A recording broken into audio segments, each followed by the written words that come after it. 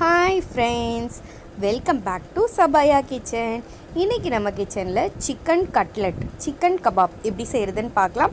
அதுக்கு முன்னாடி நம்ம சேனலை புதுசா பார்க்கறீங்கன்னா மறக்காம subscribe பண்ணி bell button-ஐ click பண்ணி ஆல் கொடுங்க. நான் போடுற புது டிஃபரண்டான வீடியோஸ் எல்லாமே உங்களுக்கு உடனே வரும். வாங்க இதுக்கு தேவையான பொருள் என்னென்னன்னு பார்க்கலாம். chicken எலும்பு இல்லாம chicken எடுத்துக்கோங்க. அதை நல்லா அரைச்சிக்க போறோம். வெங்காயம் ஒரு பெரிய வெங்காயத்தை இந்த மாதிரி பெருசாக கட் பண்ணி வச்சுட்டு சிக்கனோடையே சேர்த்து அரைச்சி எடுத்துக்கோங்க. அப்போ தான் உங்களுக்கு அதோட நல்லா மிக்ஸ் ஆகி நல்லா வரும். அப்புறம் பொட்டுக்கடல பவுடர் ஒரு 3 டீஸ்பூன் அளவுக்கு நான் எடுத்திருக்கேன். கொத்தமல்லி, அப்புறம் கரம் மசாலா தூள், மிளகாய் தூள், உப்பு, பெப்பர் டேஸ்ட்டுக்காக.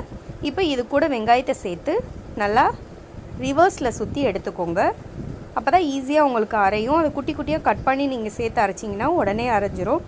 அப்புறம் வாசனைக்காக கொஞ்சமாக இஞ்சி பூண்டு பேஸ்ட்டை சேர்த்துக்கோங்க. அதோடு நம்ம எடுத்து வச்சுருந்த மசாலாவையும் சேர்த்து கொஞ்சமாக கொத்தமல்லியை கட் பண்ணி வச்சுருந்த கொத்தமல்லியும் சேர்த்து நல்லா மிக்ஸ் பண்ணி விட்டுக்கோங்க.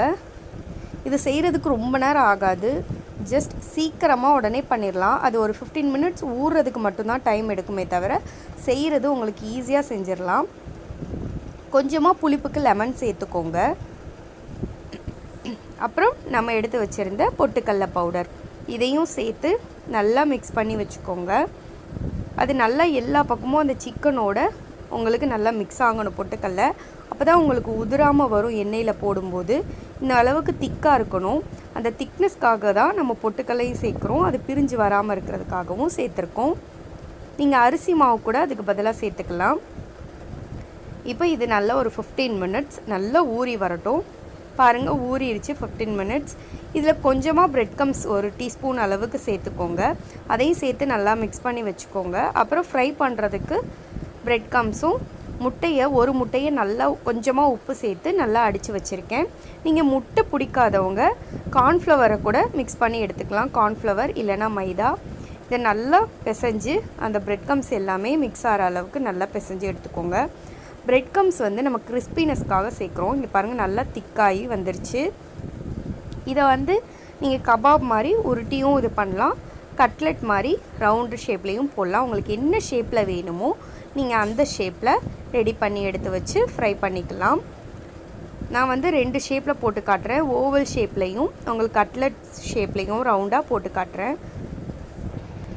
இப்போ நல்லா அந்த எக்கில் நல்லா மிக்ஸ் பண்ணி விட்டுட்டு அப்புறம் நம்ம பிரெட் கம்ஸில் போட்டு பரட்டி எடுத்துக்கோங்க. இதே மாதிரி எல்லாத்தையும் எடுத்து பண்ணிச்சு நீங்கள் ஆயிலில் ஃப்ரை பண்ணி எடுக்க போகிறோம். அவ்வளோதான்.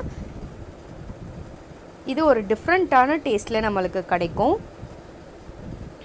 இதை ஆயிலில் ஒன்று ஒன்றா ஃப்ரை பண்ணி எடுத்துக்கோங்க.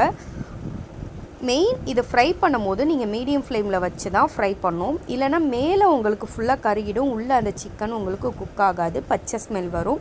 ஸோ அதனால் மீடியம் ஃப்ளேமில் வச்சு நல்லா ஃப்ரை பண்ணி எடுத்திங்கன்னா உங்களுக்கு அந்த கிறிஸ்பினஸோட நல்ல டேஸ்டான ஒரு கபாப் கிடைக்கும். பாருங்கள், நல்லா கோல்டன் ப்ரௌன் கலர் வந்துடுச்சு, நல்லா குக் ஆகிடுச்சு. இப்போ இதை நம்ம எடுத்துடலாம். இதுக்கு க்ரீன் சட்னி அப்புறம் மயோனஸ் இதெல்லாம் வச்சு சாப்பிட்டிங்கன்னா செம்ம டேஸ்ட்டாக இருக்கும். ஈவினிங் ஸ்நாக்ஸ் கூட நீங்கள் குழந்தைங்களுக்கு பண்ணி கொடுக்கலாம்.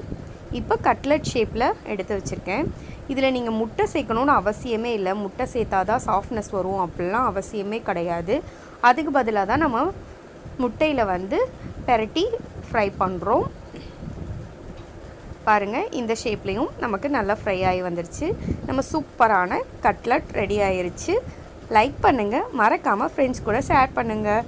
கமெண்ட்டில் எப்படி இருந்துச்சுன்னு ட்ரை பண்ணி பார்த்துட்டு சொல்லுங்கள். தேங்க்யூ.